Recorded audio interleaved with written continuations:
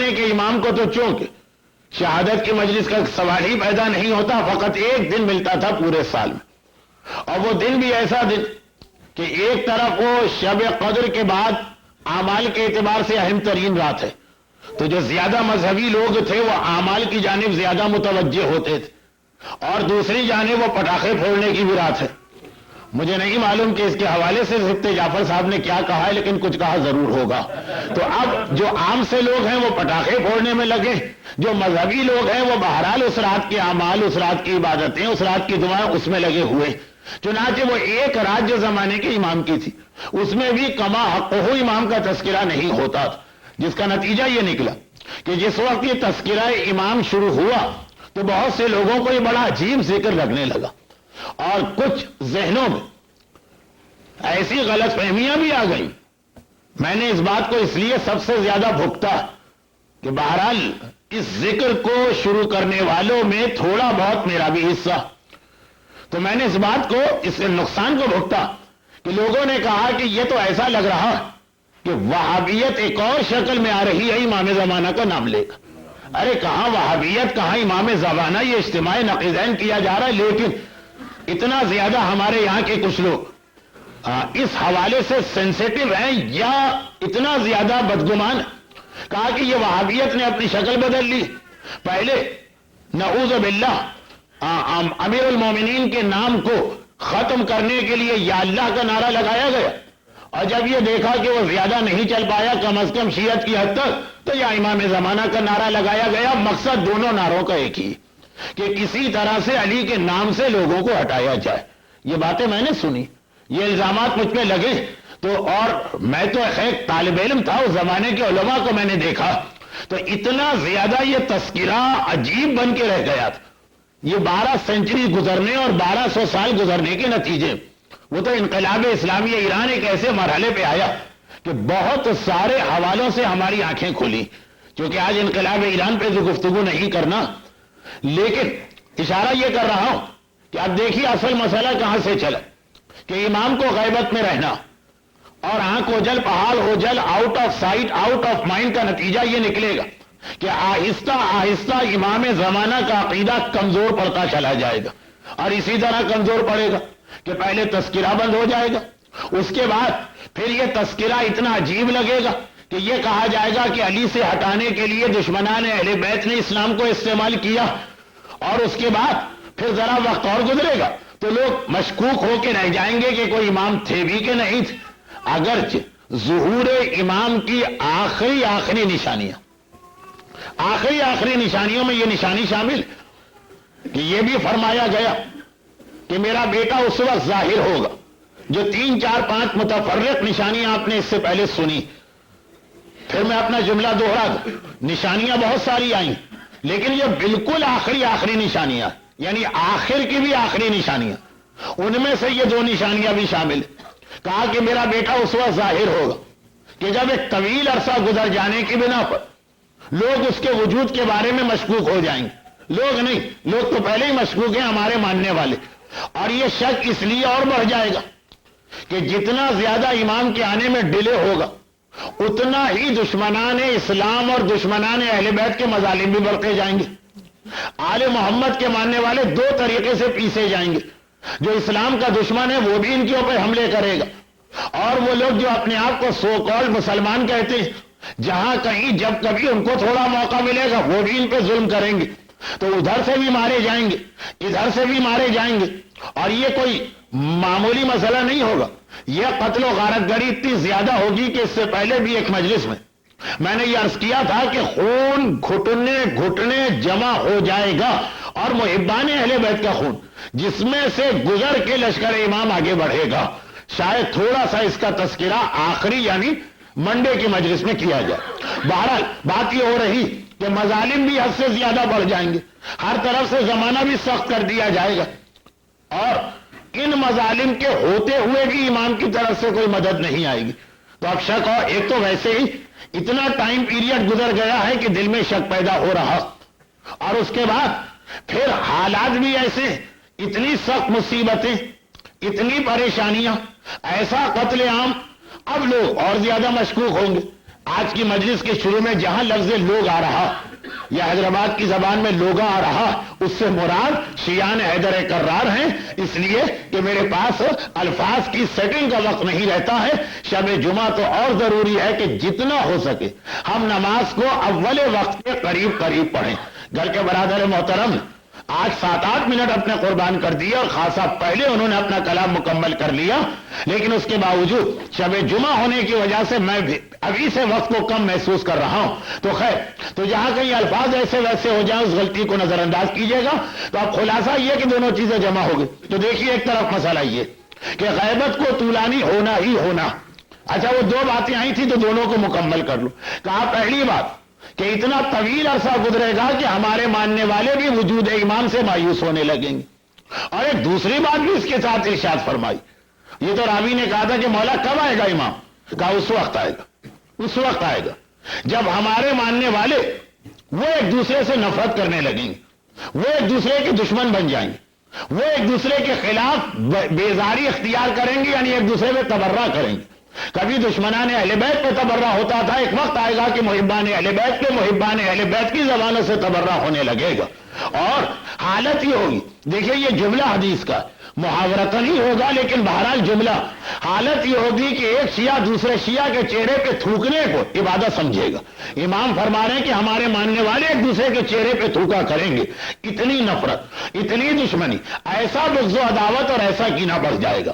اور اجتماعی طور پہ جب یہ دشمنیاں ہوتی تو پھر مسئلہ یہ نہیں ہوتا کہ ایک مومن نے دوسرے مومن کا حق دبا لیا اس لیے اس کے چہرے پہ تھوکا گیا، نہیں، ہمارے درمیان کچھ ایسے نان ایشو مسائل کھڑے کر دیے جائیں گے کہ جس کی بنا پہ ملت فرقے ہوتی چلی جائے گی۔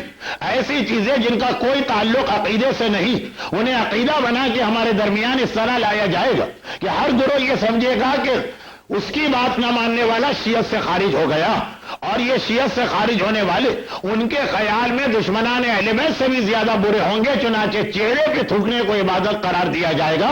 جب ہمارے ماننے والوں ایسی شدید نفرت پیدا ہو جائے کہ ایک دوسرے کے چہرے پہ تھوکنے کا سلسلہ شروع ہو جائے، اس کے بعد میرا بیٹا آئے گا۔ اب دیکھیے ان حالات میں، یہ حالات تو جو بہت مخلص ماننے والے وہ بھی ایک مرتبہ ڈاؤٹ میں پڑ جائیں گے، شک پیدا ہو جائے گا کہ اگر واقعاً باپ ہے، اگر واقعاً سرپرست ہے، اگر واقعاً وارث ہے، اگر واقعاً والی ہے، اگر واقعاً محافظ ہے، تو وہ کہاں؟ ایک طرف آپس میں اتنے اختلافات پیدا ہو رہے ہیں، دوسری جانب دشمنان اسلام و دشمنان شیعت دونوں کے مظالم بڑھتے چلے جا رہے ہیں۔ کہاں ہے امام؟ اگر ہوتے تو ضرور کہیں نہ کہیں سے آ جاتے۔ تو اب جتنی غیبت طولانی ہوگی اور جتنے یہ پرابلم بڑھتے چلے جائیں گے، اس کے نتیجے میں دلوں میں شک پیدا ہونا ضروری، اور یہی وہ حالات تھے جن کو اس امام معصوم نے بیان کیا، جس امام معصوم کا تذکرہ ممبروں سے سب سے زیادہ ہوتا ہے، مگر اس کی حدیثیں لوگوں کو سب سے کم یاد ہوں گی۔ سب سے زیادہ تذکرہ ہمارے ممبر سے ہمارے چوتھے امام زین العابدین علیہ افضل الصلاۃ والسلام کا، اس لیے کہ کربلا کے واقعے میں بھی پہلے 10 دن کربلا والوں کا ذکر ہے اور اس کے بعد شام والوں کا، اس لیے کہ ایسی مجالس تو ممکن ہے کہ جس کے اندر فضائل کا بیان نہ ہو، خالی غم کے بیان پہ مجلس مکمل ہو جائے، لیکن ویسی مجلسیں نہیں ہوتی ہمارے ہاں سوائے محافل میلاد کے کہ جس کے اندر خالی تقریر۔ تو چوتھے امام کا تذکرہ مصائب کی وجہ سے سب سے زیادہ ہوتا، مگر 40 سال سے جو مجلسیں سن رہے ہیں ان سے بھی پوچھ لیجئے کہ ایک سال میں اگر آپ نے 1000 مجلسیں سنی، یا چلے کم کر لیجیے اور اسے 40 سے ملٹیپلائی کریں تو آپ چوتھے امام کی 5 حدیثیں سنا دیجیے۔ شاید مصائب کی حدیثوں کے علاوہ 5 حدیثیں 40 سال سے مجلسیں سننے والا بھی نہ سنا سکے، مگر ایک ہی حدیث میں نے اتنا تعارف اس لیے کرایا کہ شاید اسی بہانے سے اب چوتھے امام کی یہ حدیث یاد رہے۔ فرماتے ہیں کہ آخری زمانے کی حالت یہ ہوگی، چوتھا امام تذکرہ کر رہا، آخری زمانے کی حالت یہ ہوگی کہ اگر مومن سے یہ کہا جائے کہ اپنے ہاتھ پر جلتی ہوئی آگ رکھ کر صبح سے شام تک کھڑے ہو جاؤ تو یہ اس کو آسان لگے گا، لیکن اگر اس سے یہ کہا جائے کہ صبح سے شام تک اپنے ایمان اور عقیدے کو بچا کے لے جاؤ تو یہ اس کو زیادہ مشکل لگے گا۔ روزانہ کا ایک یہ معرکہ، روزانہ کا ایک جہاد ہوگا، روزانہ، کسی ایک دن کی بات نہیں، کہ صبح ہوئی شام تک اپنا ایمان بچانا مشکل، جلتی ہوئی آگ ہاتھ میں رکھنا آسان ہے، ایمان کو بچانا مشکل۔ اور یہ حدیث امام نے اس وقت ارشاد فرمائی تھی کہ جب لوگوں نے بار بار کہا مولا میدان میں نکلی اور کربلا والوں کا بدلہ لیجئے، تو کہا یہ بدلہ آخری زمانے میں لیا جائے گا۔ تو پوچھا لوگوں نے کہ آخری زمانہ کسے کہتے ہیں؟ یہ میں نے اس لیے ذرا سا بیک گراؤنڈ سمجھا دیا تاکہ یہ بھی واضح کہ چوتھے امام نے آخری زمانے کا تذکرہ کس لیے کیا، اور یہ بھی پتا چلے کہ کس طرح سے آنے والے امام کو کربلا کے واقعے کا بدلہ لینے والا قرار دیا گیا۔ یہیں پر چھٹے امام نے اس جملے کو اور آگے بڑھایا اور فرماتے ہیں کہ آخری زمانے کی حالت یہ ہوگی کہ کتنے ہی ہمارے ماننے والے صبح جب گھر سے نکلیں گے تو ایمان کے ساتھ ہوں گے، اور جب شام کو گھر سے آئیں گے تو ایمان جا چکا ہوگا، اور جب شام کو گھر میں آئیں گے تو ایمان کے ساتھ ہوں گے، اور صبح جب گھر سے نکلیں گے تو راتوں رات ان کا ایمان رخصت ہو چکا ہوگا۔ ایمان مومن کے دل سے اس طرح سے اڑ جایا کرے گا جیسے اگر کوئی سرما لگا کے رات کو سوئے اور صبح کو اٹھے تو آنکھوں سے یہ سرما غائب ہو چکا ہوتا۔ اگرچہ سرما لگی آنکھیں ہمارے یہاں فضائل کا حصہ نہیں، کچھ اور لوگوں کے ہاں یہ بھی فضائل کا ایک حصہ ہے، مگر بہرحال سرمے والی مثال امام نے اس لیے دی کہ پتہ بھی نہیں چلتا ہے جس آدمی نے سرما لگایا کہ کب یہ سرما اڑ گیا، کہا تمہیں بھی پتہ نہیں چلے گا۔ ذرا سا انتظامیہ سے گزارش ہے کہ اس پنکھے کو کھولے، آپ حضرات درود بھیجیں۔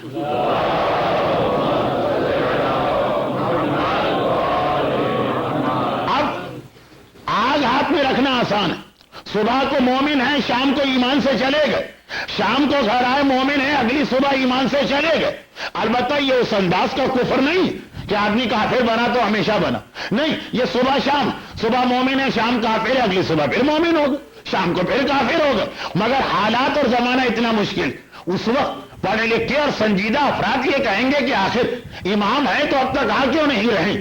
تو اب یہ غیبت طولانی ہونا، مصائب اور مظالم بڑھ جانا، آپس کے جھگڑے اور اختلافات اتنے شدید ہو جانا کہ جس مومن نے کبھی کسی دشمن اہل بیت سے کوئی جنگ نہیں کی، اپنے ہی فرقے کے لوگوں سے جنگ و جدل پہ تیار و آمادہ، وہ کتنے لوگ ایسے جو آستینے پلٹ کے کسی دشمن سے لڑ کے آئیں، مگر اپنے درمیان یہ اختلافات کتنے زیادہ۔ اچھا بعض اوقات بڑی چھوٹی سی اور غیر یعنی ایسی بات کی وجہ سے اختلافات ہو جاتے ہیں کہ جس کا شریعت نے پہلے سد باب کیا ہوا، وہ چھوٹی سی مثال دیتا ہوں، اسے زیادہ سنجیدہ مت لیجیے گا لیکن اس پر عمل ضرور کیجیے گا۔ اچھا میں مثال کو بھی ذرا سا الفاظ بدل دیتا ہوں، کہیں بہت ہی زیادہ پرسنلائز قسم کی مثال نہ ہو جائے۔ مجلس ختم ہوتی ہے، کیونکہ آج شب جمعہ ہے، اس اعتبار سے آج کل اور پرسوں شاید 2-3 دن مجھے یہ بات دہرانا پڑے، نماز جماعت کا وقت آ چکا ہوتا، اب لوگ جا رہے ہیں نیچے وضو کے لیے۔ ہماری شریعت میں فلیکسیبلٹی بہت، یہ بڑی خوبی ہے یہ شریعت مطہرہ اور شریعت مقدسہ، چنانچہ کمی وقت ہو، تنگی وقت ہو تو عبادتوں کے طریقے بھی اسلام بدل دیتا۔ لیکن بعض حضرات کو آپ دیکھیں گے کہ یہ دیکھنے کے باوجود کہ صاحبان ایمان کی ایک کثیر تعداد وضو کے لیے انتظار کر رہی، ان کا وضو بڑے آرام اور بڑے اطمینان کا وضو ہوتا، اتنا لمبا وضو ہوتا ہے کہ اگر امام آ گئے تو یہ وضو ہی کرتے رہ جائیں گے، وہاں جہاد مکمل بھی ہو چکا ہوگا۔ ایسے موقعوں پہ شریعت نے کچھ ہمیں تاکید، بعض اوقات تو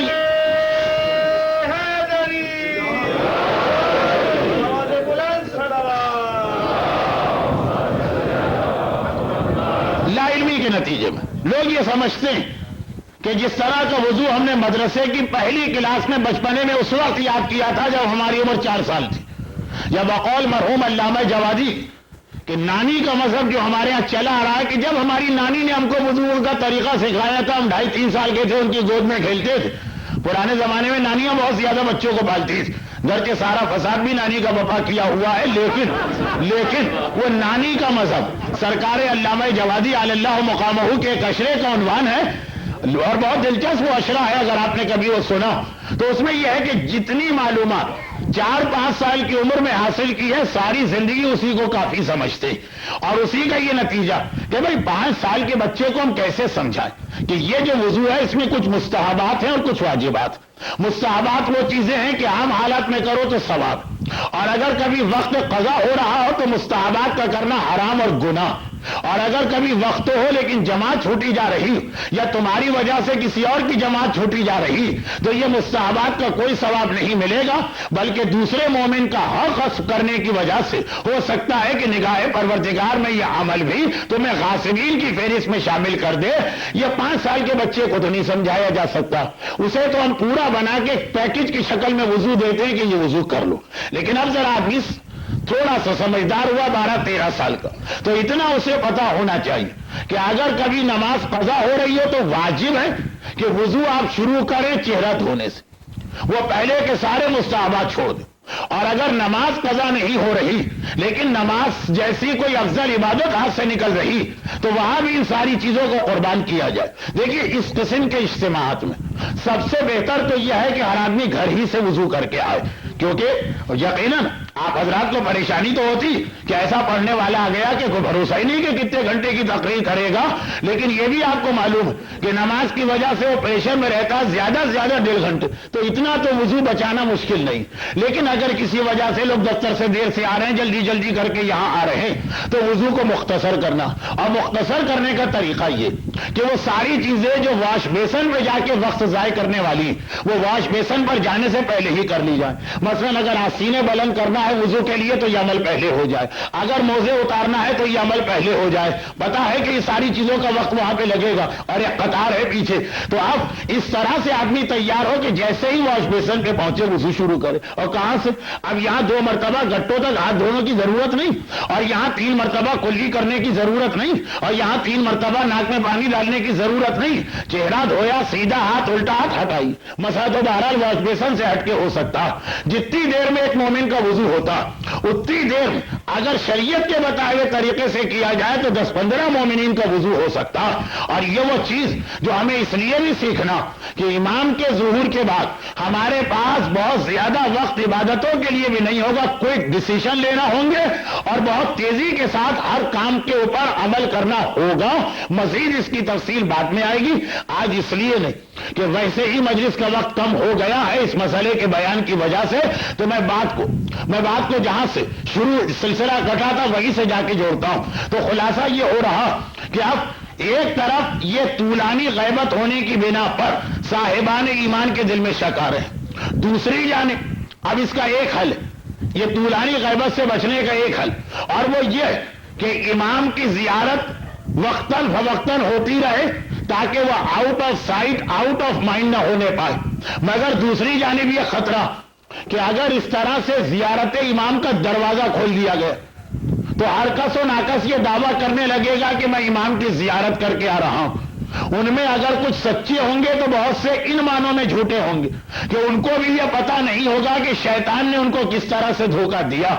ہمارے یہاں ایک حدیث بہت مشہور ہو گئی کہ شیطان کبھی معصوم کی شکل میں نہیں آ سکتا، مگر یہ حدیث ان لوگوں کے لیے ہے جو معصوم کو پہلے دیکھے ہوئے اور پہچانے ہوئے، ان کے لیے تو ہے کہ شیطان کبھی امام کی شکل بنا کے نہیں آ سکتا۔ جس نے آج تک امام کو نہیں دیکھا، شیطان معصوم کی شکل میں نہیں آ سکتا، مگر یہ کہہ سکتا ہے کہ میں نبی ہوں، یہ کہہ سکتا ہے کہ میں امام ہوں۔ جب اور بہت ساروں نے جھوٹا دعویٰ امامت کر لیا تو شیطان بہرحال ان سے تو افضل، شیطان بہرحال ان سے تو بہتر۔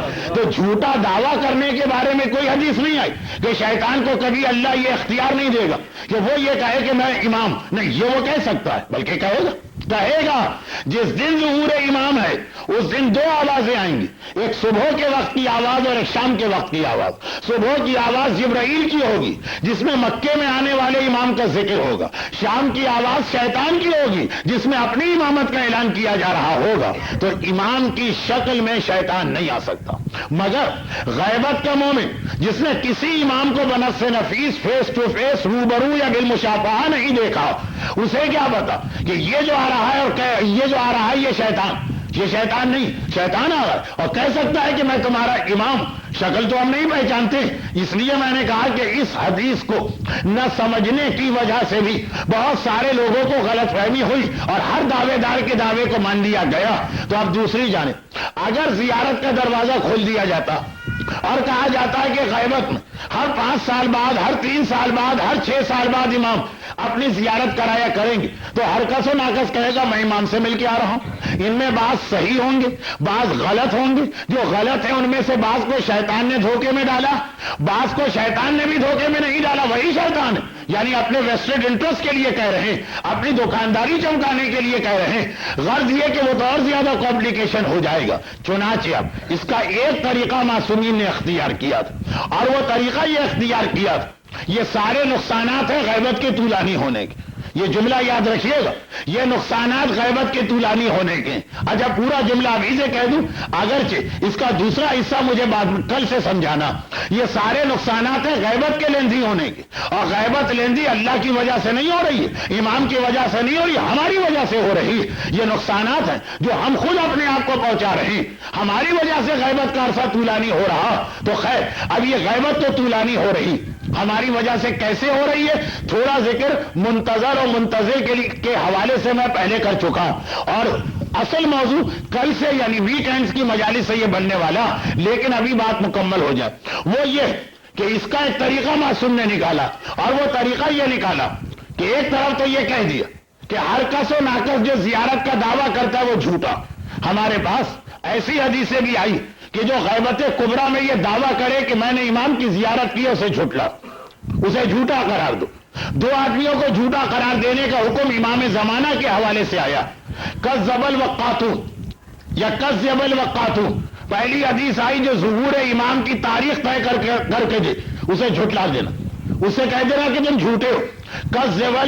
کذب الوقاتون وہلک المستعجلون ونجا المؤمنون. ایک حدیث، جنہوں نے امام کا وقت طے کرنے کی کوشش کی وہ جھوٹے، اور جنہوں نے ظہور امام میں جلد بازی کا مظاہرہ کیا وہ ہلاک ہو گئے.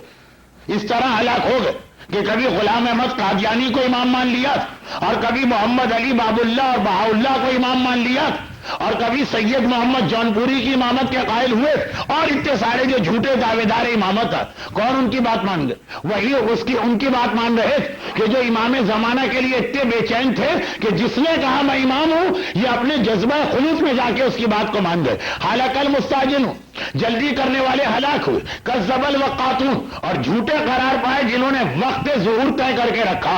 ونجا المؤمنون، اور نجات ان کو ملی جن کا ایمان بالکل کامل تھا. اب ایک تو اس کو جھٹلایا گیا جس نے ظہور امام کا وقت رکھا، اور دوسرا کہا کہ وہ آدمی جھوٹا جس نے غیبت صغریٰ میں امام کی زیارت کا دعویٰ کیا. مگر اتنی موٹی موٹی کتابیں ہمارے پاس ملاقات امام کے حوالے سے. اب یہ اس مسئلے کا حل ہے. ایک طرف عام آدمیوں زیارت امام کا دعویٰ کرنے کا موقع نہ دیا جائے تاکہ ان کے درمیان سے کوئی ہمیں بہکا نہ دے، پابندی لگائے. دوسری جانب لوگ یہ نہ سمجھے کوئی امام ہے ہی نہیں، تو وقتاً فوقتاً امام نے اپنی جھلک دکھائی. ہمارا نائب امام مجتہد مرجع وہ بھی امام سے ریگولر ملاقات نہیں کرتا، اور جب ملاقات کرتا ہے تو مسئلے مسائل کے حوالے سے ملاقات نہیں ہوتی. پوری شیعہ تاریخ میں فقط 2 مرجع ایسے گزرے جن کے بارے میں کہا گیا کہ وہ تو ریگولر امام سے ملتے تھے. ایک مقدس احمد اردبیلی اور دوسرے سید مہدی بحرالعلوم، جن کی وجہ سے شمالی ہندوستان میں تشیع آیا کیونکہ ان کے شاگرد تھے جناب غفران ماب. اور یہ جناب غفران ماب وہ ہیں کہ جو شمالی ہندوستان میں تشیع کی بنیادیں مضبوط کر رہے ہیں. یہ 2 علماء کو چھوڑ کر پوری شیعہ تاریخ میں کوئی عالم ایسا نہیں جو امام زمانہ سے اس طرح ملتا ہو کہ جب اس کا دل چاہا اس نے زیارت کر لی. امام نے اپنی جھلک دکھائی. میں لفظ جھلک جان بوجھ کے استعمال کر رہا ہوں تاکہ ذہن میں یہ واضح رہے کہ ملاقاتیں کتنی مختصر ہوتی تھی. مگر کس کو؟ ہر زید، ہر بکر، ہر عمر، ہر عام آدمی کو نہیں. کہا کہ اس کی مدد سے یہ دھوکہ کھا سکتا. اگر ہم عام آدمی کو اپنی جھلک دکھائیں گے تو نیکسٹ ٹائم شیطان بھی آ کے کہہ سکتا ہے یہ دھوکہ کھا جائے گا. چنانچہ محمد ابن یعقوب کلینی نے دعویٰ کیا, یا شیخ صدوق نے دعویٰ کیا, یا ابن قولوے نے دعویٰ کیا, یا شیخ مفید نے دعویٰ کیا, یا سید مرتضیٰ نے دعویٰ کیا, یا سید رضی جامع نہج البلاغہ نے دعویٰ کیا, یا شیخ توسی نے دعویٰ کیا, یا ابن ادریس صاحب سرائر نے دعویٰ کیا, یا محقق نے دعویٰ کیا, یا علامہ ہلی نے دعویٰ کیا, یا محقق توسی نے دعویٰ کیا, یا شہید اول نے دعویٰ کیا, یا فاضل مقداد نے دعویٰ کیا, یا علامہ ہلال ابن نافع جزائری نے دعویٰ کیا, یا شہید ثانی نے دعویٰ کیا, یا شیخ بہائی نے دعویٰ کیا, یا مقدس اردبیلی نے دعویٰ کیا, یا شہید ثالث نے دعویٰ کیا, یا شیخ حر عاملی نے دعویٰ کیا, یا ملا محسن فیض کاشانی نے دعویٰ کیا, یا علامہ مجلسی نے دعویٰ کیا, یا شیخ وحید باقر بیبہانی نے دعویٰ کیا, یا شیخ مرتضیٰ نے دعویٰ کیا, یا شیخ محمد حسن صاحب جواہر الکلام نے دعویٰ کیا, یا کاشف الغطا نے دعویٰ کیا, یا آغائے بزرگ شیرازی نے دعویٰ کیا, یا اخل کاظم خراسانی نے دعویٰ کیا, یا سید کاظم طباطبائی یزدی صاحب عروہ نے دعویٰ کیا, یا آغائے سید ابو الحسن اصفہانی نے دعویٰ کیا, یا آغائے مرزا حسن نائینی نے دعویٰ کیا, یا آغائے عبد الکریم حائری مؤسس حوزہ علمیہ قم نے دعویٰ کیا, یا آغائے سید حسین بروجردی نے دعویٰ کیا, یا آغائے عبد الحادی شیرازی نے دعویٰ کیا, یا آغائے سید محسن حکیم طباطبائی نے دعویٰ کیا, یا مرحوم آغائے سید ابو القاسم الموسوی الخوئی نے دعویٰ کیا, یا آغائے شہاب الدین مرشی نجفی نے دعویٰ کیا, یا آغائے سید محمد رضا گل پائگانی نے دعویٰ کیا, یا آغائے شیخ محمد علی عراقی نے دعویٰ کیا, یا حضرت امام خمینی رضوان اللہ علیہم اجمعین نے دعویٰ کیا تو سمجھ میں آتا. اور ایک واقعہ نہیں,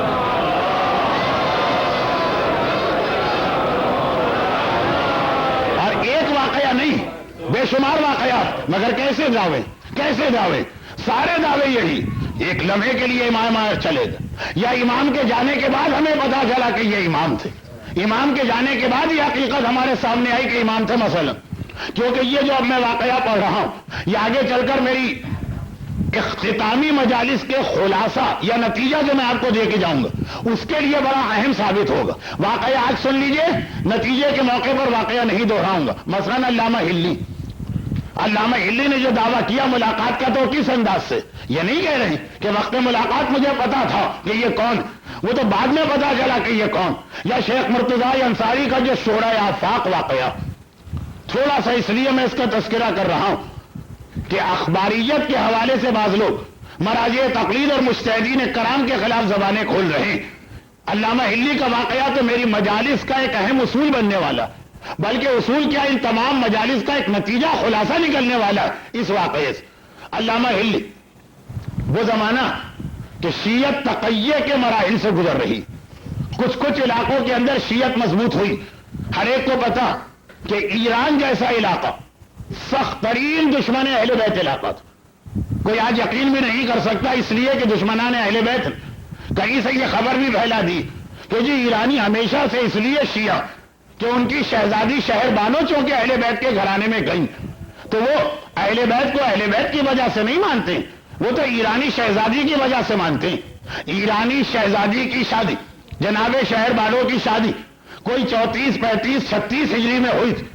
علامہ ہلی کا زمانہ ہے سن 605 610 615 کا, یعنی 6 صدیاں گزر چکی, اور ایران اتنا سخت دشمن شیعہ علاقہ, اتنا سخت 6 سینچری تک, اس شادی کے 6 سینچری تک اتنا سخت دشمن شیعہ علاقہ کہ ایران میں شیعت علامہ ہلی کی وجہ سے آئی.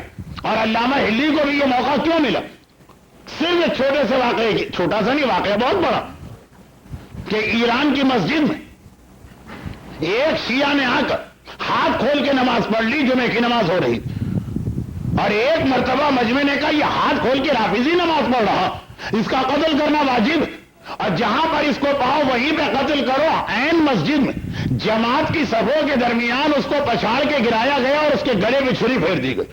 ساری مسجد خونم خون ہو گئی. کہا کہ اس کی پرواہ نہیں, مسجد بعد میں پاک ہو سکتی ہے, شیعہ ہاتھ سے نہیں نکلنا چاہیے. اس زمانے کا بادشاہ شاہ خدا بندہ, گرچہ وہ ہلاکو خان اور چنگیز خان کی نسل سے تعلق رکھتا تھا, لیکن کئی پشتے بیچ میں آ چکی تھی, وہ چکرا گئے. اس نے کہا کہ مسجد دنیا کے کسی بھی مذہب میں اپنی عبادت گاہ کے اندر کسی کے قتل کی اجازت نہیں, یہ اسلام کون سا مذہب ہے جس کے اندر مسجد میں قتل کا حکم؟ کہا کہ اے بادشاہ آپ کو کیا پتا، آپ تو منگولیا کے صحراؤں سے اٹھ کے آئے تھے آپ کے بزرگ، اور آپ اس دیہاتی زندگی کے عادی، اتنا بدترین فرقہ ہے اسلام کا کہ وہ جو محاورہ بعد میں ہر علاقے میں آ گیا، چلا یہاں سے تھا کہ اگر کبھی ایک موذی جانور اور شیعہ ساتھ ملے، جیسے کہا جاتا ہے سانپ اور خون آدمی، تو پہلے شیعہ کو مارو پھر اس جانور کی فکر کرنا، اتنا بدتر ہے۔ کہا کہ مسجد میں بھی مارا جا سکتا، کہا مسجد تو مسجد، یہ اگر خانہ کعبہ میں ملے تو خانہ کعبہ میں سے قتل کیا جائے گا۔ وہ چکرا گئے، کہا کہ اس میں ان لوگوں میں آخر اتنی بڑی کیا خرابی کہ خانہ کعبہ کے اندر جہاں تم کہتے ہو چونٹی کو مارنا بھی گناہ، گرچہ شاہ خدا بندہ مسلمان ہو چکا تھا لیکن ابھی بالکل نیا مسلمان تھا، اس کو ڈیٹیل نہیں پتا۔ کہا کہ یہ کون سا فرقہ ہے کہ جہاں چونٹی تو بڑی چیز، گھاس کی پتی کو توڑنا حرام ہے، وہاں پہ بھی اس کا قتل جائز ہی نہیں، واجب ہے۔ کہا ہے بہت گمراہ فرقہ، آپ کو نہیں پتا، میں آپ کو کیا بتا؟ کہا نہیں مجھے معلوم کرنا۔ چنانچہ حکم دیا کہ نکل جاؤ اسلامی دنیا میں، اور اگر کسی علاقے میں اس فرقے کے ماننے والے رہتے وہاں کے کسی عالم کو لے کے آؤ۔ ہلا ایک مرکز تھا اس زمانے میں تشیع کا، چنانچہ علامہ ہلی وہاں سے آئے تھے، اور پھر ان مظلوم شیعان حیدر کرار کو مسجدوں میں شہید کرنے والوں کے نمائندے آئے تھے، اور اس مناظرے میں علامہ ہلی اتنی بڑی کامیابی حاصل کی تھی کہ شاہ خدا بندہ نے اسی وقت تشیع قبول کیا تھا، یہاں سے شیعت داخل ہوئی ہے، لیکن اس سے پہلے تو تقیہ کا زمانہ تھا۔ علامہ ہلی بعض انتہائی سخت متعصب دشمنان اہل بیت علماء کے بعد بھی علم دین حاصل کیا کہ مجبوری تھی، شیعت کا حوزہ اس زمانے میں اجڑ گیا تھا جو بغداد میں تھا اور نجف میں تھا، اور ہلا کا حوزہ بنا نہیں تھا۔ ان میں ان کا ایک ایسا استاد تھا جس نے اتنی موٹی کوئی کتاب لکھی تھی، اور اس کا دعویٰ تھا کہ یہ ایک ایسی کتاب ہے جس کے بعد اس دنیا سے شیعت جڑ سے اکھڑ کے رہ جائے گی، کوئی شیعہ اس کا جواب دے ہی نہیں سکتا۔ اچھا یہ عجیب بات ہے کہ تشیع کے خلاف ہر 100-200 سال کے بعد کوئی ایسی کتاب لکھی گئی، سلسلہ چلتا چلا رہا۔ ابن تیمیہ کا زمانہ علامہ ہلی کے قریب کا، مگر ان کے بعد فضل ابن روزبہان، سوائق مورقہ ابن حجر مکی، تحفہ اثنا عشریہ شاہ عبدالعزیز، اور ہر کتاب میں ایک عجیب بات دیکھیں، ایک سے ایک کتابیں لکھی گئی شیعت کے خلاف، ہر کتاب میں 2 جملے ضرور آئے۔ پہلا جملہ یہ آیا کہ چونکہ ہمارے علاقوں میں یہ ایک نیا مذہب آیا ہے جو روز بروز بڑھتا چلا جا رہا، اس لیے اس کو روکنا ضروری، اور دوسرا جملہ یہ ہوتا ہے کہ ہم نے ایسی کتاب لکھ دی کہ اس کے بعد پھر کوئی یہ مذہب باقی ہی نہیں رہ سکتا، جڑ سے اکھاڑ کے پھینک دیا جائے گا۔ مگر 200 سال کے بعد ان کے کسی اور عالم کو یہی کہہ کے کتاب لکھنا پڑی، اور پھر 200 سال کے بعد ابن حجر مکی کو سوائق مورقہ یہی کہہ کے لکھنا پڑی، اور پھر 100 سال کے بعد شاہ عبدالعزیز کو تحفہ اثنا عشریہ یہی کہہ کے لکھنا پڑی۔ تو عجیب بات ہے کہ جتنا زیادہ تشیع کے خلاف تلواریں اور قلم استعمال ہو رہے ہیں اتنا ہی یہ مذہب اہل بیت پھیلتا چلا جا رہا، اور جتنا زیادہ دعوے کر کے وہ آ رہے کہ اس کتاب کے بعد تشیع جڑ سے اکھڑ کے ختم ہو جائے گی، اتنی ہی زیادہ یہ شیعت پھیلتی چلی جا رہی۔ یہ خود اس بات کا ثبوت ہے کہ ہم لاوارث نہیں ہیں، بے سرپرست کے نہیں ہیں، بے والی کے نہیں ہیں، کوئی ہے ہمارا آقا، کوئی ہے ہمارا وارث، کوئی ہے ہمارا مولا، کوئی ہے ہمیں بچانے والا، کوئی ہے ہمیں پھیلانے والا۔ درود بھیجے محمد والا۔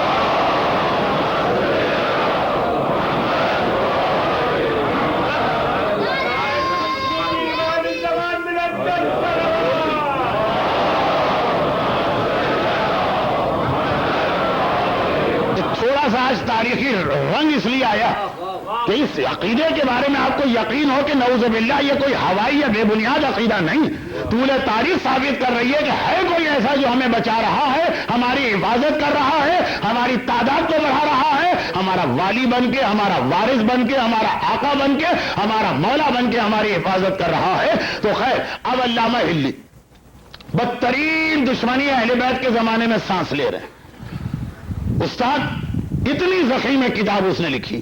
اچھا پرانے زمانے کی باتیں کچھ ہمارے بزرگ سمجھ جائیں گے، کچھ 40 سال سے اوپر والے سمجھ جائیں گے، بچے نہیں سمجھیں گے، اس لیے کہ آج کل یہ انٹرنیٹ اور یہ پرنٹر اور یہ لیزر پرنٹنگ اور یہ زیروکس پتہ نہیں اتنی سہولتیں آ گئی کہ ان کو کون سمجھا کہ پرانے زمانے میں کتاب چھاپنے کا تصور ہی نہ تھا، ہر کتاب قلم سے لکھی جاتی تھی، کوئی فوٹو کاپی وغیرہ کا کنسیپٹ ہی نہیں تھا، 60s اور 70 لیٹ 60s تک میں جو اسکولوں میں پڑھتے وہ ایک تختی ہوا کرتی تھی اور ملتانی مٹی کو اس پہ گھسا جاتا تھا اور سیٹھے کا قلم کاٹا جاتا تھا اور زیڈ نب ہوا کرتی تھی اور دوات الگ سے بنانا پڑتی تھی اور باقاعدہ 2 گھنٹے 3 گھنٹے تو خالی سیاہی بنانے میں لگتے تھے.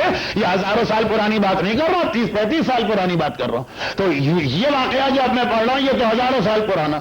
اتنی موٹی یہ کتاب رکھی ہوئی ہے اس کی لائبریری میں. کوئی آدمی پوچھتا ہے کہ بھائی یہ کون سی کتاب ہے, تو پورا ایک شیلف ایک کتاب میں, وہ ایسا نہیں ہے کہ مختلف والیومز میں اول سے لے کے آخر تک. یہ وہ کتاب ہے کہ اس کے بعد تو شیعت جڑ سے اکھڑ کے رہ جائے گی, اس کا جواب کو دے ہی نہیں سکتا. علامہ ہلی نے یہ سنا. اچھا, عقیدت مند لوگ تو خالی دور سے ہی کسی چیز کو دیکھ کے عقیدت سے سر جھکا دیتے ہیں, چاہے وہ بالکل سادی کتاب ہو, لیکن ہمارے عالم کہہ رہے اور اتنی موٹی کتاب ہے تو بالکل صحیح کہہ رہے ہوں گے, چنانچہ وہ تو چلے گئے. علامہ ہلی کو تجسس ہوا کہ میرے مذہب کے خلاف یہ کتاب لکھی گئی, پتا تو چلے کہ اس میں ہے کیا, اور اگر کچھ ہے تو اس کا جواب دیا جائے. وہ کیا مشکل ہے جواب دینا, لیکن پہلے اعتراض سے پتا چلے. اب وہ عالم کی خاص بات تھی کہ کتاب کسی کو دیتا نہیں تھا, کسی کو نہیں دیتا. علامہ ہلی کئی سال سے شاگرد ہے, اور جب یہ کتاب نگاہ میں آئی تو خدمت اور بڑھا دی. ہر خدمت عقیدت میں نہیں کی جاتی ہے, کچھ خدمت کے پیچھے کچھ ویسٹڈ انٹرسٹ بھی ہوتے ہیں. اب علامہ ہلی نے خدمت اور بڑھا دی, اس طرح دوڑ دوڑ کے اس کے کام کر رہے ہیں. اچھا, اب یہ اس وقت کی بات ہے جب علامہ ہلی کو چھوڑی تھے, میں 16-17 سال کا ایک بچہ نوجوان, نعوذ باللہ ان کی بات نہیں کر رہا ہوں, ہمارے ماحول میں آگے تبے سے بلانے والی ایج جو ناچ, اس وقت دوڑ دوڑ کے ہر کام کر رہے ہیں. وہ ٹوائلٹ جاتا ہے, واش روم جاتا ہے تو لوٹا بھر کے رکھ دیتے ہیں, اور جب وہ کہیں جاتے ہیں تو جوتا سامنے رکھ دیتے ہیں. اس کے دل پہ بھی بڑا اثر ہوا, اور جب اچھی طریقے سے اپنی محبت و خدمت کا سکہ جما لیا تو ایک دن ہاتھ جوڑ کر کہا کہ اس مذہب شیعہ کے تو میں بھی سخت خلاف, خون کھولتا ان کو دیکھ کر. میرا دل چاہتا میں کتاب پڑھوں تاکہ ان کا کوئی آدمی آئے میرے پاس تو ایسا جواب دوں, یہ کتاب مجھے دے دیجیے. اب یہ ذرا ٹھیڑی خیر نکلی, منع کرے تو ایسا بے دام کا غلام اور خادم ہاتھ سے نکلا جا رہا, اور اگر ہاں کرے تو پتا ہے کہ اس کتاب کی دلیلیں کتنی کمزور و بودھی. چنانچہ وہی 2 باتیں جمع کر لی. کہا اچھا دیکھو, تمہیں نہ بھی نہیں کر سکتا ہوں, اور تمہیں معلوم ہے کہ آج تک میں نے یہ کتاب کسی کو دی نہیں ہے. تمہارے اتنے احسانات, ایک شرط پہ کتاب دیتا ہوں, رات کے 10 بجے لے جانا, صبح 4 بجے واپس کر دینا. اب یہ اتنا کم وقت ہے کہ اگر آدمی خالی اس کے پیج نمبر کاؤنٹ کرے, کچھ پڑھے بھی نہیں, یہ بھی نہ دیکھے کیا لکھا ہے, تو 6 گھنٹے کم ہے. علامہ ہلی سے کہا بس اس سے زیادہ میں رعایت نہیں دے سکتا. دیکھیے واقعہ یاد رکھیے گا, آنے والی 3 مجالس میں سے کسی میں یہ بہت اہم آپ کے لیے پیغام بنے گا, آپ کی 21st سینچریز کی ذمہ داریاں اس واقعے میں آئیں گی. علامہ ہلی نے سنا, کہا اچھا ٹھیک ہے لائیے دی, اور ایک مرتبہ یہ کتاب لے کے گئے. پرانے زمانے کے لوگ بڑے ہٹے کٹے بھی ہوتے تھے, ورنہ 2-4 مزدور منگوانا پڑتی, اتنی موٹی کتاب تھی. ہر تاریخ میں اس کتاب کے موٹے ہونے کا تذکرہ زیادہ. خیر اس کو لے کے گئے, گھر پہنچے, 10 بجے رات کو کتاب دی گئی ہے, صبح 4 بجے واپس کرنا. علامہ ہلی بیٹھے, کوئی ایسی مشین کوئی ایسا پرنٹر لیزر ویزر کچھ نہیں, صرف یہ ہے کہ پہلے سے انہوں نے کاغذات کا انتظام کر کے رکھا تھا, یعنی بلینک پیپر وہ ایک رکھے ہوئے تھے. اب انہوں نے کتاب کا پہلا صفحہ کھولا, پہلا کاغذ, پوری کتاب کی کاپی کرنا, پوری کتاب کو نقل کرنا. چنانچہ ابھی پہلا صفحہ کھولا اور پہلی سطر لکھی کہ ایک دم سے کمرے کا دروازہ کھل گیا. بند کر کے بیٹھے تھے اس لیے کہ وہ کام کر رہے تھے کہ استاد کو خبر بھی نہ ملے کہ اس کتاب کی کاپی کی جا رہی.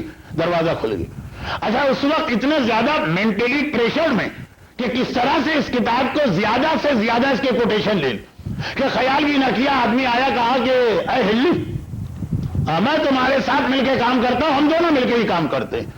اب اس وقت اتنا پریشان ہے کہ کچھ سمجھ میں نہیں آ رہا. کہ ٹھیک. اس نے کہا دیکھو ایسا کرو, میں لکھتا جاتا ہوں, میں ایک پیپر لکھوں گا, تمہیں دوں گا, تم پیپر پہ پیپر رکھتے جانا, کہیں ایسا نہ ہو کہ بے ترتیب ہو جائے. علامہ نے کہا ٹھیک. اب علامہ دیکھیے کچھ سمجھ میں اس وقت نہیں آ رہا, یہ سب تو بعد میں سمجھ میں آیا. اس نے پیپر لکھا, علامہ نے وہ پیپر لیا. اس کے بعد جتنی دیر میں خالی ایک صفحہ رکھا تھا, دوسرا صفحہ پورا فل اسکیپ سائز کا جو آج کل A4 کہہ جاتا, وہ پورا پیپر لکھ کے آگے علامہ خالی اس میں رکھ رہے ہیں کہ تیسرا پرچہ آ گیا. ابھی یہ خالی رکھا ہے کہ چوتھا پرچہ آ گیا. صبح 4 بجنے میں 5 منٹ باقی تھے, پوری کتاب کی نقل ہو گئی. وہ اپنی جگہ سے کھڑا ہوا, کہا اچھا ہلی میں چلتا ہوں, یہ کہہ کے دروازہ کھول کے باہر نکلا. جیسے ہی باہر نکلا علامہ ایک مرتبہ گھبرا گئے. اب سمجھ میں آئے, کہا ارے جتنی دیر میں صفحے صفحے پہ صفحہ رکھتا تھا، اتنی دیر میں پورے پیج کی کاپی. آخر یہ کس طرح سے ممکن ہے؟ یہ کون آدمی ہے کہ جس کے لکھنے کی رفتار وہی رفتار ہے جو ہم نے مولا کے بارے میں سنا کہ ایک رکعت میں پاؤں رکھے تو قرآن شروع ہو، دوسری رکعت میں پاؤں رکھے تو قرآن مکمل ہو.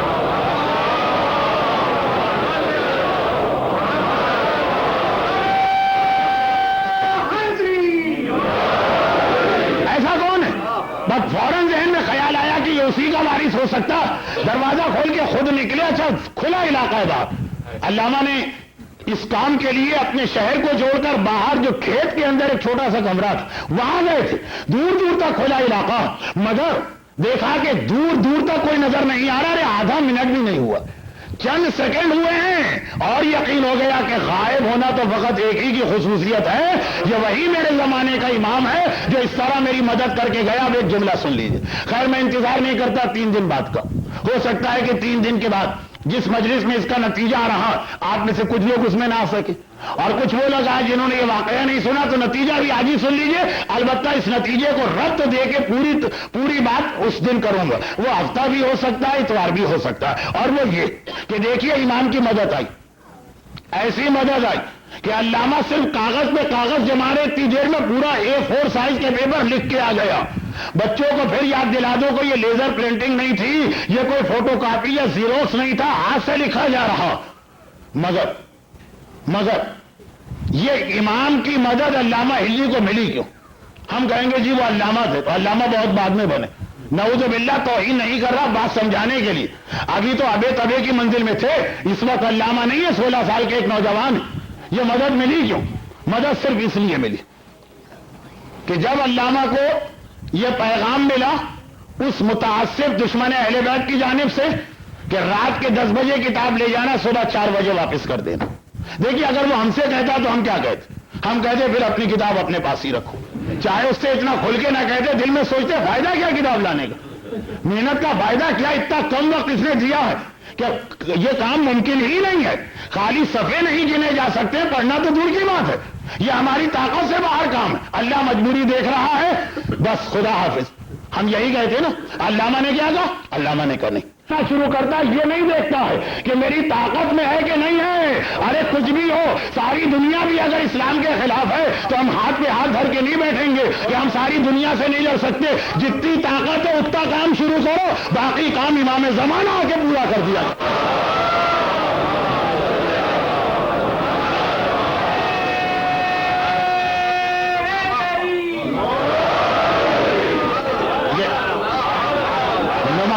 دیکھیے گا ہم دونوں کی فکر میں علامہ ہلی کو مدد امام کس وجہ سے ملتی ہے اور ہماری مدد کیوں نہیں ہوتی؟ ہم ہر کام کو دور سے ہی دیکھ کے کہتے ہیں یہ ہماری طاقت سے باہر ہے.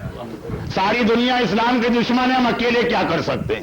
سارا میڈیا اسلام کا دشمن ہے، ہم اکیلے کیا کر سکتے ہیں؟ ساری کمپنیاں مثلا یہودی چلا رہے، ہم اگر خالی کوک پینا چھوڑ دیں تو ہم کیا کر سکتے ہیں؟ ہر کام میں ہم یہی کہہ کے بیٹھ جاتے ہیں نا. نتیجہ یہ نکلتا ہے کہ کوئی مدد نہیں آتی. علامہ نے کہا یہ میرا مسئلہ نہیں ہے، میرا مسئلہ ہے کام شروع کرنا اور کام مکمل کرنا اللہ کی ذمہ داری ہے. کیونکہ سورہ عنکبوت کی آخری آیت، یہ سورہ عنکبوت کی آخری آیت ہے. علامہ کا ذاتی خیال نہیں ہے، یہ نہج البلاغہ میں میرے مولا کا فرمان ہے. سورہ عنکبوت کون ہے؟ کون سا سورہ جو ہر سال شب قدر میں آپ کو پڑھایا جاتا ہے؟ والذین جاہدوا فینا لنہدینہم سبلنا، غیبت کبریٰ میں سب سے اہم آیت. مگر آج 21 سینچری کے اعتبار سے تو اور زیادہ اہم. قرآن سورہ عنکبوت ہر سال یہ پیغام ریفریش کرتا ہے ہماری میموری میں. جو لوگ ہمارے راستے میں کام شروع کرتے ہیں، باقی ان کی ہدایت کرنا اور راستے کو ہموار کرنا یہ ہماری ذمہ داری ہے. قرآن کہہ رہا ہے جاہدوا فینا، جو ہمارے راستے میں جد و جہد شروع کرتے ہیں، باقی راستے کو ہموار کرنا یہ ہمارا کام ہے. پہلا قدم تمہیں اٹھانا ہے، باقی سارے مسئلے پروردگار حل کرے گا مولا. نہج البلاغہ السعی منی والاتمام من اللہ، کوشش میرا کام ہے، مکمل کر کے نتیجہ نکالنا یہ اللہ کا کام ہے. تو یاد رکھیے گا غیبت کبریٰ میں ابھی زمانہ اور مشکل ہوگا. گھبرائیے گا نہیں کہ جی سارے میڈیا سے ہم اکیلا کیا لڑ سکتے ہیں؟ ہمارا یہ 2 پیج کا پمفلٹ کیا کام کر لے گا؟ وہاں تو اتنے سارے چینل اور ایسے ایسے چینل ان کے ہاتھ میں ہیں. کبھی گھبرائیے گا نہیں کہ ساری سوسائٹی، ساری دنیا، 196 ممالک ہمارے خلاف ہیں، ہم اکیلے کیا کر سکتے ہیں؟ کبھی یہ خیال نہ کیجیے گا کہ ہم ایک اکیلے مومن. اگر کسی زیونسٹ کی، یہودی تو اسلام کے اعتبار سے ان کو نہیں دشمن کہا گیا، کہ کسی زیونسٹ کے اگر کسی پروڈکٹ کا بائیکاٹ کرے، ہم اکیلے کیا کر سکتے ہیں؟ ہماری تو وہی ذمہ داری ہے جو آپ نے 1 بار نہیں، 5 بار نہیں، 10 بار نہیں، سینکڑوں مرتبہ آج کل کے زمانے میں سنی ہوگی، مگر مجلس اس منزل پہ آ گئی ہے کہ ایک مرتبہ اسے پھر دوہرا دو. واقعہ کیا؟ بہت سنا ہوا واقعہ، اس لیے آپ دیکھیے گا میں اس کو کتنا مختصر کر رہا ہوں. یہ مینڈک کے نام سے بھی مشہور ہے، یہ چڑیا کے نام سے بھی مشہور. البتہ روایتوں میں مینڈک کے نام سے ہے. مینڈک کا واقعہ کیا ہے وہ؟ اور وہ صرف اتنا سا ہے نا کہ حضرت ابراہیم ایک ایسی آگ میں پھینکے جا رہے ہیں کہ دنیا کی تاریخ میں اس آگ کے حوالے سے جو نارے نمرود کہلاتی، بہت سارے نئے یا یہ کہیے بہت ساری ابتدائی چیزیں سامنے آئی تھیں. ریفرنس سیکشن میں آپ جائیے، کتابوں میں سے ایک کتاب ہوتی ہے دا فرسٹ، ہر چیز میں سب سے پہل کس نے کی. تو اس واقعے میں بہت ساری پہلی چیزیں آئی. ان میں خاص بات یہ تھی کہ ساری قوم اتنا سخت دشمن تھی حضرت ابراہیم کے، اتنا سخت دشمن تھی کہ نمرود کون ہے؟ اپنے آپ کو خدا کہتا، ساری دنیا کا حکمران ہے اس وقت کی جو نون ورلڈ. اس کے پاس فنڈز کی کمی نہیں ہے. جب یہ نعرے نمرود کو بھڑکایا جا رہا، عورتیں جاتی ہیں اور جا کے کہتی ہیں کہ ہمارے زیور لے لو اور اس کے ذریعے سے اس آگ کو اتنا زیادہ گرم کرو کہ ابراہیم راگ بھی نہ ملے. ضرورت نہیں تھی کسی کو، کیونکہ اتنا بڑا بادشاہ جو دنیا کا حکمران، مگر ان کا جواب کیا تھا کہ ہم اس ثواب میں شریک ہونا چاہتے ہیں. اب یہ اکثر سنتے ہیں نا کہ فلاں نیک کام کے لیے فنڈ میں عورتوں نے زیور دے دی. سلسلہ چلا کہاں سے؟ نمرودی عورتوں سے چلا ہے. اور کون سے نیک کام میں وہ یہ حصہ لے رہی تھی؟ حضرت ابراہیم کو جلانے میں. حضرت ابراہیم کو جلانے میں نمرودی عورتوں کا مزاج تو یہ ہو، اور یہاں حسین کی ماننے والیاں اگر کوئی دینی پروجیکٹ ہو تو 2 پاؤنڈ اور 3 پاؤنڈ اور $4 دیتے ہوئے بھی گھبراتی ہیں. کچھ عورتیں جو اپنی ماں خدیجہ طاہرہ کی سیرت پہ عمل کرتی ہیں، لیکن اکثریت کی بات ہو رہی، عورت ہو کہ مرد، وہاں دیکھیے آتش نمرود میں حصہ لینے کا اتنا شوق ہے کہ عورتیں زیورات لا کے دے رہی ہیں. آسان چیز نہیں ہوتی عورت کے لیے زیور قربان کر دے رہا. آپ عورت نہیں ہے اس لیے آپ کو نہیں معلوم، لیکن خیر البتہ آپ بہرحال وکٹم تو ہیں کیونکہ زیور آپ ہی کو بنانا پڑتے ہیں. اچھا اب آئیے نتیجہ کیا نکلا؟ نمرود کہتا رہا مجھے ضرورت نہیں ہے، فنڈ سرپلس ہو گئے ہیں.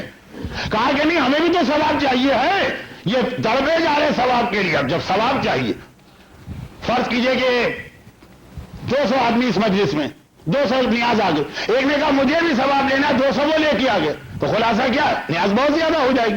اب وہ ہر ایک کو حصہ لینا، آگ اتنی زیادہ ہو گئی کہ ایک آدمی کیا پوری قوم جل سکتی ہے. لیکن اب ٹیکنیکل پرابلم آ گیا، جوش میں آگ تو بھڑکا دی، مگر حضرت ابراہیم کو اس آگ میں پھینکا کیسے جائے؟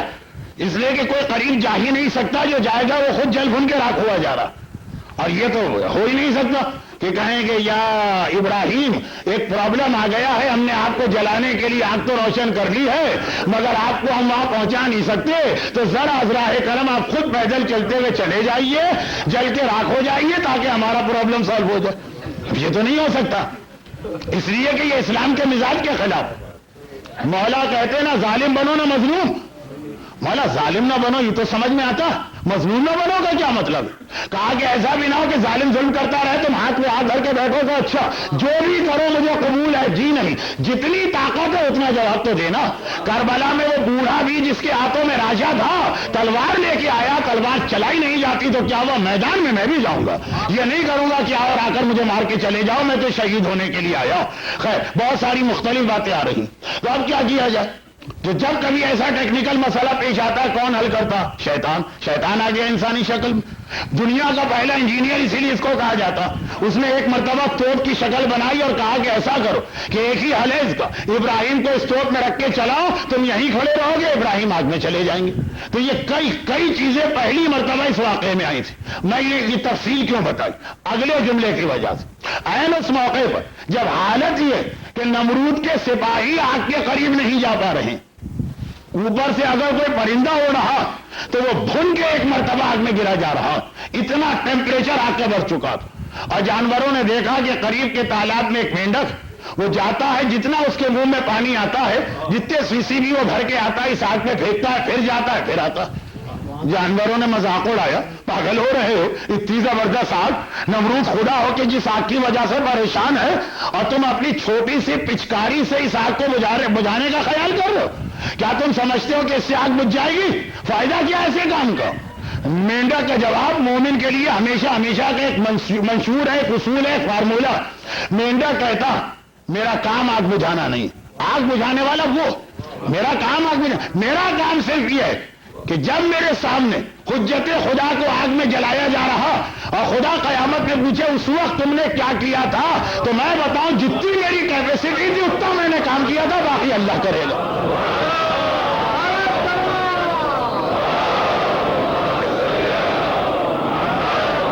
جتنی میری کیپیسٹی ہے, جتنی میری طاقت ہے, خدا مجھ سے اتنا ہی سوال کرے گا. وہ میں دین کے لیے خدمت دے رہا ہوں, باقی تو نتیجہ اللہ نکالے گا. اور یہ یاد رکھیے گا, آج کل 21 سینچری میں جب سے میڈیا کی طاقت بہت بڑھ گئی, ذرا سا میں آج ٹاپک سے ہٹ گیا, مگر یہ وہ چیز تھی جس کو میں پہلی مجلس سے کہہ رہا تھا کہ واقعات امام سنا کے ایک ذمہ داری تک آپ کو پہنچانا. اور یہ آخری جملے بھی اس حوالے سے بہت اہم ایک منزل, چاہے وہ مینڈک کا واقعہ ہو, چاہے وہ علامہ ہلی کا واقعہ ہو, اور چاہے یہ واقعہ ہو. وہ کیا دیکھیے, آج کل میڈیا کی وجہ سے جنگوں کا طریقہ بدل گیا. اب طاقت اتنا کام نہیں آتی ہے جتنا یہ کہ دشمن ہمارے دلوں پہ اپنا خوف اور اپنی دہشت کتنی بٹھا رہا. مثال دے دوں, یہاں بھی ہوگا لیکن پاکستان میں تو خیر بہت مشہور ہے, اور گلف میں بھی بہت زیادہ. امریکن ریسلنگ ہوتی ہے WWF اور WCW. خیر اب مجھے نہیں پتا باقی نام کیا ہے, لیکن اس میں ہوتا کیا, اس میں ہوتا یہ کہ ہر ریسلر کی کوشش یہ ہوتی ہے کہ رنگ میں اترنے سے پہلے ہی کسی طرح سے اپنے اپوننٹ کے دلوں کے اوپر اس طرح سے اپنی دہشت جمائے, وہ اس طرح سے چیخنا, اس طرح سے دھاڑنا, اس طرح سے پتہ نہیں کیا تماشے کرنا. ایک عجیب منظر ہوتا کہ وہاں رنگ میں اترنے سے پہلے ہی جو اس کا اپوننٹ یا مخالف ہے وہ اتنا ڈر جائے, اتنا سہم جائے, اتنا دبک جائے کہ وہ مقابلہ کرنے کی ہمت نہ ہو. اگرچہ وہاں تو سب فراڈ, کیونکہ جو یہ ڈرا رہا ہے اس کا بھی پہلے سے پورا بنا ہوا اسکرپٹ کہ اس کو کیا کرنا ہے, جو ڈر رہا ہے اس کو بھی پہلے سے پتا ہے کہ مجھے کس طرح سے ڈرنا ہے. لیکن طریقہ اپنی جگہ بالکل لاجیکل, کہ جنگ کے درمیان اصول یہ ہوتا ہے کہ پہلے سے ہی دشمن کے دل میں اپنی دہشت بٹھا دو. آج کی میڈیا کا مقصد یہی, آج کی میڈیا جنگ میڈیا لڑتا, فوجیں نہیں لڑتی. فوجیں تو آ کے بس کام کو مکمل کیا کرتی. اتنا ڈرا دو, اتنا خوفزدہ کر دو کہ ہر مسلمان یہ سمجھے کہ بھائی ہم اکیلے رہ گئے, ہم تو ساری دنیا سے لڑ نہیں سکتے. تو فائدہ کیا اپنے آپ کو کٹوانے اور مروانے سے, ہر بات مانتے چلے جاؤ. جتنا کر سکتے ہو وہ بھی نہیں کرنے دے رہے, پہلے سے ایسا ماحول بنا رہے. لیکن دنیا کا ہر مسلمان ان کی بات مان لے تو سمجھ میں آتا. علی والا یہ بات کیسے, اس بات میں کیسے آ جاتا, یہ میری سمجھ میں نہیں آتا. کیونکہ جو میں نے مثالیں دی نا, لوگ کہتے بھی کہ مولانا کیا ایک ملک 200 ملکوں کا مقابلہ کر سکتا, کیا ہمارا چھوٹا سا یہ پمفلیٹ اور پوسٹر اس پورے میڈیا کا مقابلہ کر سکتا, کیا ہمارا کسی پروڈکٹ کا بائیکاٹ کیا کسی اور ملک کو گھٹنے جھکا سکتا. ارے اتنے اکیلے, اتنے کمزور, اتنے کم ہیں, یہ خیال تمہارے دل میں کیسے آیا؟ میں بڑا عجیب جملہ کہہ رہا ہوں, تم علی والے ہو, دشمن علی والے نہیں ہو. وہ دشمن علی کی فکر ہوتی ہے کہ دشمن سے ڈر جاؤ. میرا وہ انداز ہے نہیں, اس لیے آپ کو مزہ نہیں آئے گا, لیکن پیغام تو پہنچا دوں. کیا مزہ اور کیا پیغام. اچھا, میں اپنی مجلس روک کے ایک اعلان کر دوں اور اس کے بعد پھر بات آگے بڑھے گی. اور اعلان یہ ہے کہ کل اور پرسوں 2 دن جو ویکینڈ ہے, ہمارا بیان نماز کے بعد شروع ہوگا. ذرا پھر تھوڑا سا ٹائم ہم کو زیادہ ملے گا, لیکن مجلس تو 7:30 بجے شروع ہوگی.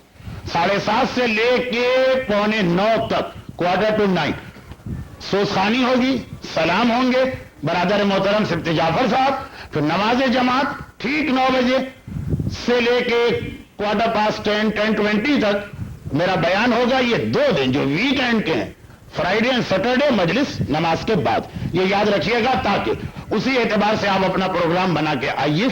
خیر واپس آئیے. ہمارے سامنے دونوں طریقے، علی کا طریقہ، دشمن علی کا طریقہ. کہاں پہ ہیں؟ خندق کے میدان میں. آیا عمر ابن عبدود ریڑھ لگا کر، اور ایک مرتبہ آنے کے بعد اس نے کہا کہ اے مسلمانوں، تمہارا کہنا ہے کہ اگر مجھے مار دیا تو تم غازی ہو اور میرے ہاتھ مر گئے تو شہید ہو، دونوں صورتوں میں جنت تمہاری. تو آؤ میں تمہیں جنت دے رہا ہوں. کس کو چاہیے جنت؟ اب مسلمانوں کے پاس سناٹا ہے، چلے وہ بھی ایک مرتبہ برداشت کر لی. مگر ایک دو صاحبان تو بڑے عجیب نکلے، گھبرا کے کہنے لگے بابا اس کے سامنے نہ جانا، یہ بڑا خطرناک آدمی ہے. ایک مرتبہ ہم اس کے ساتھ سفر کر رہے تھے، تو میں کہتا ہوں حضرت آپ کو اس کے ساتھ سفر کرنے کی ضرورت کیا تھی؟ پہلے تو آپ یہ بتائیے. خیر کوئی بھی ضرورت ہوگی. اور ہم لوگ جا رہے تھے کہ راستے میں ڈاکو آ گئے. تو ڈاکوؤں سے آپ کو کیا ڈرنا؟ بھائی بہن ایک دوسرے سے تو نہیں ڈرا کرتے. خیر چھوڑیے، خلاصہ یہ ہے کہ ڈاکو آ گئے. اب جو ڈاکو آ گئے تو اس کو اتنا جلال آیا کہ اونٹنی کے بچے کو اٹھایا اور اسے اپنی ڈھال بنا کے اس طرح تلوار چلائی کہ 1000 ڈاکو تھے، اس اکیلے آدمی نے سب کو بھگا دیا. کھاتے محمد کا ہو اور گاتے عمر ابن عبدود کا ہو. خدیجہ کی روٹیوں کی مدد سے پل پل کے مدینے میں بڑھ رہے ہو، اردو محاورے کے مطابق سانڈ کی طرح پھیلے جا رہے ہو اور قصیدے پڑھے جا رہے ہیں عمر ابن عبدود کے. خود بھی نہیں جا رہے ہو اور دوسروں کو بھی اس قابل نہیں چھوڑ رہے کہ اس کے سامنے جائے. جنہیں نہیں پتا تھا عمر ابن عبدود کون ہے انہیں بھی پتا چل جائے. اتنا ڈرایا جا رہا، اتنا خوفزدہ کیا جا رہا. یہ دشمن علی کی فکر کہ جو دشمن تمہارے سامنے آئے پہلے ہی سے خود بھی ڈرو، دوسروں کو بھی ڈرا دو. ہمارے یہاں بھی لوگ یہی کرتے نا، خود بھی کوئی کام نہیں کرتے، دوسروں کو بھی نہیں کرنے دیتے. کہ بابا نہیں، اس کا فائدہ کیا بولا کام کا؟ ایک چیز اگر ہم نے چھوڑ دی تو کیا وہ کمپنی جو ہے وہ بک جائے گی یا بینکرپٹ ہو جائے گی؟ یہ تو دشمن علی کا انداز ہے. یہ تو اس کا انداز ہے جو عمر ابن عبدود کے قصیدے پڑھ رہا. اور علی کا انداز کیا کہ جب علی نے کہا اللہ کے رسول میں جانے والا ہوں، تو پیغمبر نے، ابھی پیغمبر سارے کامنٹ سن چکے ہیں نا، عمر ابن عبدود کے قصیدے اپنے کیمپ میں سن چکے، میرے کیمپ میں اس کا تذکرہ ہو رہا اور قصیدے کا. علی تمہیں پتا ہے کون ہے یہ؟ ہاذا عمر ابن عبدود، یہ عبدود کا بیٹا عمر ہے. میرے مولا نے کس طرح جلال سے کہا ہونے دیجئے، انا علی ابن ابی طالب، میں بھی تو ابی طالب کا بیٹا علی ہوں.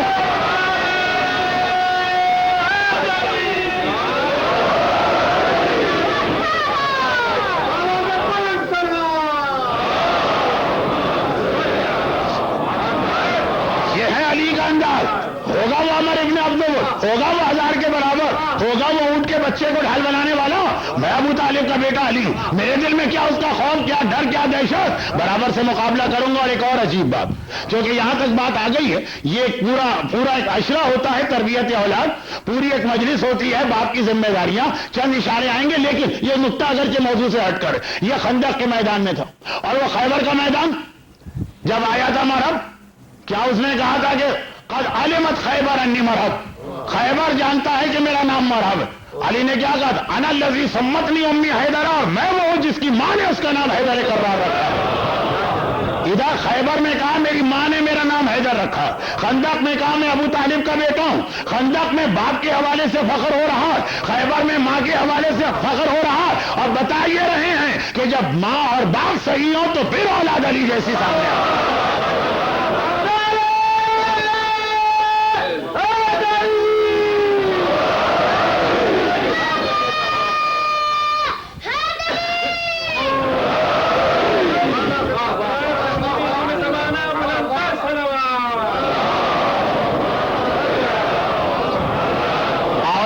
تشکیل میں ماں باپ کا کیا رول ہوتا؟ علی امام معصوم ہے، علی نور اول ہے، علی خلقت نورانیہ میں پیغمبر کے ساتھ شریک ہیں. لیکن ہمیں اور آپ کے لیے اس حوالے سے ایک پیغام دیا کہ مجھ جیسا جو ہمیشہ سے معصوم ہے وہ بھی بتا رہا کہ باپ اور ماں یہ اولاد کی زینت بڑھایا کرتے ہیں. اگر باپ اور ماں اپنی ذمہ داریاں صحیح طور سے ادا کریں تو علی والا سامنے آتا، اور اگر اپنی ذمہ داریوں سے غافل ہو جائیں تو قدم قدم پہ ہمیں علی کے گھر کے اندر، علی والوں کے گھر کے اندر دشمنان علی کی سیرتیں نظر آنے لگتی ہیں. اور باپ اور ماں صحیح ہو تو علی والا سامنے آتا. اور اگر کوئی ابن زیاد ہو، وہ زیاد نہیں، کوئی اور زیاد، عربی میں زیاد کے معنی بہت سارے ابن زیاد ہو، تو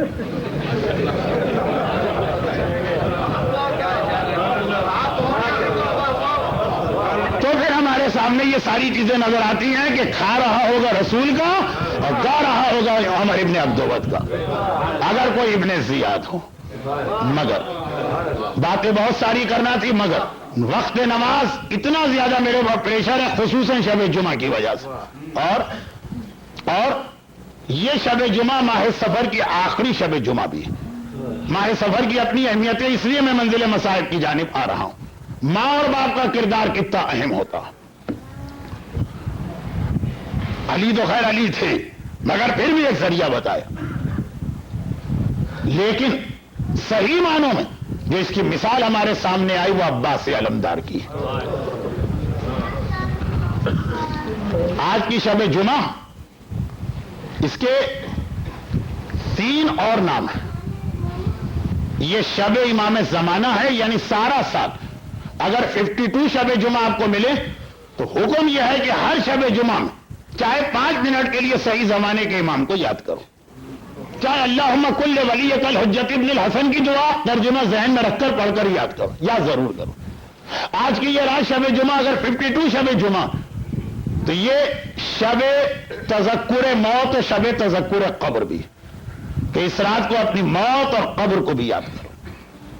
اسی لیے جمعے کے دن سورہ جمعہ کی تلاوت انتہائی تاکید، اور یہ شب دعا بھی، کہ جو دعائیں ہفتے میں 6 دن پوری نہیں ہوتی، وہی دعا ہو اسی انداز کی ہو، لیکن آج مانگ لی جائے تو وہ قبول ہو جاتی ہے۔ جیسے اللہ کے یہاں جگہوں کی اہمیت، کہ اپنے گھر میں دعا قبول نہیں ہو رہی، کربلا جا کے مانگ کے دیکھیے کیسے قبول نہیں ہوتی، اسی طرح دنوں کی بھی اہمیت، اور دنوں میں شب جمعہ۔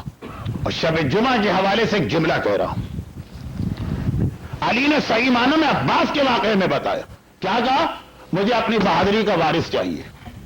تو مولا آپ تو علی ابن ابی طالب ہے نا، جس گھر میں شادی کریں گے آپ کا بیٹا تو آپ ہی جیسا ہوگا۔ کہا نہیں، خالی باپ نہیں، ماں کا کردار بھی برابر سے اہمیت رکھتا۔ میں ہر گھر میں کسی بھی گھر میں شادی کروں تو ہر عورت سے مجھے عباس نہیں ملے گا، عباس کے لیے ماں بھی ام البنین جیسی ہونی چاہیے۔ کتنا ڈھونڈا گیا تھا ام البنین کو، یہی وجہ ہے کہ میرے مولا کی 28 اولادیں ہیں، 16 بیٹیاں ہیں، 12 بیٹے، لیکن رتبے اور درجے کے اعتبار سے ہر ایک دوسرے سے الگ۔ بھئی باپ تو سب کا ایک ہے، کامن ہے، مگر ماں سے فرق پڑ رہا۔ اگر فاطمہ جیسی ماں ہو تو حسن آتے ہیں، حسین آتے ہیں، زینب سامنے آتی ہے، کلثوم سامنے آتی ہے۔ ام البنین ہو تو عباس سامنے آتے ہیں۔ کون عباس؟ میں نے آخری ایک جملہ کہا تھا کہ شب جمعہ شب دعا بھی، اور عباس کا لقب باب المراد بھی ہے، باب الحوائج بھی ہے۔ یہ وہ دیوڑی، یہ وہ گھر ہے، یہ وہ روضہ، یہ وہ حرم ہے کہ ہر ایک کی حاجتیں پوری ہوتی ہیں، ہر ایک کی مرادیں پوری ہوتی ہیں۔ میرے مظلوم آقا بھی اسی کربلا میں، حسین کے روزے کا نام نہیں ہے باب الحوائج، نعوذ باللہ توہین نہیں کر رہا، ود ڈیو ریسپیکٹ، حسین کی چوکھٹ کا نام نہیں ہے باب المراد۔ عباس اسی کربلا میں دیکھیے 2 روزے، ایک حسین کا ہے اور ایک عباس کا ہے، مگر بڑے کے ہوتے ہوئے چھوٹے کے روزے کو کہا گیا یہ باب الحوائج بھی ہے، یہ باب المراد بھی ہے۔ اور یہ کیوں کہا گیا؟ یہاں پہ عدل خدا سامنے آ رہا۔ عباس کا لقب باب الحوائج اور باب المراد بنا، حاجتیں لے کے آؤ یہاں سے حاجتیں پوری کروا کے جاؤ، مرادیں لے کے آؤ یہاں سے مرادیں قبول کروا کے جاؤ، یہ عدل الہی ہے، یہ ہمارے پروردگار کے عدل کی نشانی ہے۔ عباس کو باب المراد اور باب الحوائج کہا گیا۔ اور دیکھیے یہاں سے جو میرا اصل موضوع ہوتا ہے، داڑھی، پردہ، نماز، غنا حرام، یہ سب کا بھی نقطہ مل رہا ہے، اس سب کا بھی نقطہ بن رہا ہے، لیکن ایسی مسائل کی منزل آ گئی ہے، خالی اشارہ کروں گا۔ دل ہمارا بھی چاہتا ہے کہ زمانے کے فسق و فجور میں ڈوب جائے، دل ہمارا بھی چاہتا ہے کہ 24 گھنٹے گانے سنتے رہے، دل ہماری عورتوں کا بھی چاہتا ہے کہ وہ بھی سب کی طرح سے بغیر حجاب کے گھر سے باہر نکلے۔ خدا کی خاطر اپنے دل کے اوپر کنٹرول کرو اور یہ قربانی دو، تو اس کا بدلہ خدا دے گا۔ قیامت کی نعمتیں اور جنت اسی کا نام، یہاں قربانی دو اور وہاں پہ اس کا صلہ پاؤ۔ عباس باب المراد اس لیے بنے کہ خود عباس کی 2 مرادیں تھیں، وہ پوری نہ ہو سکی، وہ عباس نے اللہ کے لیے قربان کر دی۔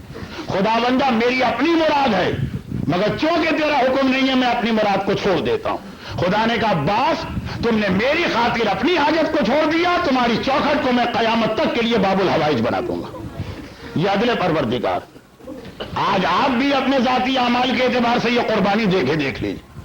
عباس کی دو مرادیں کون سی تھی؟ عباس کی پہلی مراد یہ تھی کہ بابا نے جو خدا سے دعا کر کر کے مجھے مانگا تھا کہ میں کربلا میں حسین پر آنے والی ہر مصیبت کو اپنی تلوار سے دور کروں، ایک بار مجھے کربلا میں تلوار چلانے کا اذن مل جائے۔ آپ نے کیا کبھی کوئی حاجت یا مراد اس طرح سے مانگی ہوگی جیسے سارے شب عاشور عباس یہ دعا مانگتے رہے، پروردگارا کل مجھے تلوار چلانے کی اجازت میرے آقا سے دلوا دینا، میں تو دنیا میں آیا ہی اس لیے تھا کہ اپنے آقا حسین کے لیے تلوار چلاؤں، میرے بابا نے تو مجھے مانگا ہی اس لیے تھا۔ شب عاشور سے 2 گھنٹے پہلے جنگ کربلا چھڑ گئی تھی، ہمارے ساتھ کے لشکر نے حملہ کر دیا تھا، اور اس وقت حسین نے عباس کو بھیجا تھا جاؤ اور پسرے ساتھ سے کہو کہ ایک رات ٹھہر جائے، مگر ساتھ میں اپنے دوست حبیب ابن مظاہر کو بھی بھیجا، بریر حمدانی کو بھی بھیجا۔ جوان خون ہے، کہیں ایسا نہ ہو کہ بے حیا اور بے شرم ہمارے ساتھ کوئی ایسا جملہ کہہ دے کہ عباس برداشت نہ کرے۔ تو حبیب اور بریر دونوں کو عباس چچا کہتے ہیں، یہ ساتھ جائیں گے۔ خیر عباس گئے، واپس آ رہے، بریر حمدانی کہتے ہیں حبیب یاد ہے نا تم بھی تو تھے اس شادی میں جب میرے مولا علی نے مادر عباس ام البنین سے شادی کی تھی، اور یاد ہے نا کہ اس دن جو ولیمہ تھا تو کیا تو میرا مولا بار بار کیا کہہ رہا تھا؟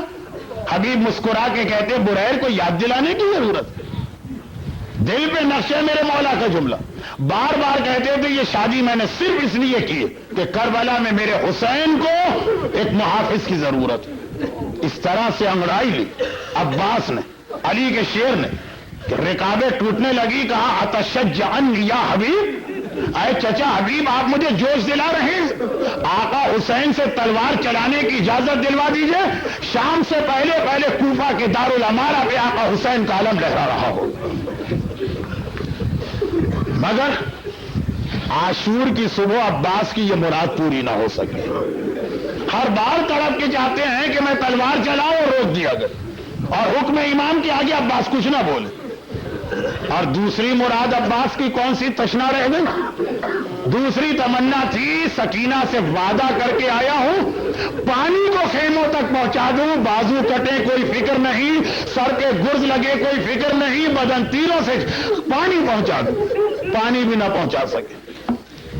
خدا نے کہا عباس تم نے میری خاطر اپنی مرادیں چھوڑ دی، اب قیامت تک کے لیے میں نے دنیا بھر کے لیے تمہارے روزے کو باب المراد بنا دیا، جو میرے لیے قربانی دیتا ہے پھر میں اسے سب عطا کرتا ہوں۔ اور کیسا باب المراد بنایا، کیسا روزہ بنایا، ود ڈیو ریسپیکٹ۔ عرب کا ایک شاعر ازدی برادر محترم سبت جعفر صاحب کے لیے خصوصاً واقعہ کئی دفعہ انہوں نے بھی سنا اور پڑھا، اس نے جناب عباس کے حال میں ایک مرثیہ کہا، عجیب مرثیہ۔ جب مرثیہ کہنے کے بعد اس نے دوبارہ ایک مرتبہ چیکنگ کے لیے پڑھا تو پہلا مصرع ہی اس کو ایسا لگا کہ میں نے غلط کہا ہے۔ اس میں جناب عباس کی تعریف بیان ہو رہی ہے مگر امام حسین کی توہین ہو رہی ہے۔ کہا ایسی تعریف تو نہیں کرنا ہے کہ آقا کی توہین، کیا تھا؟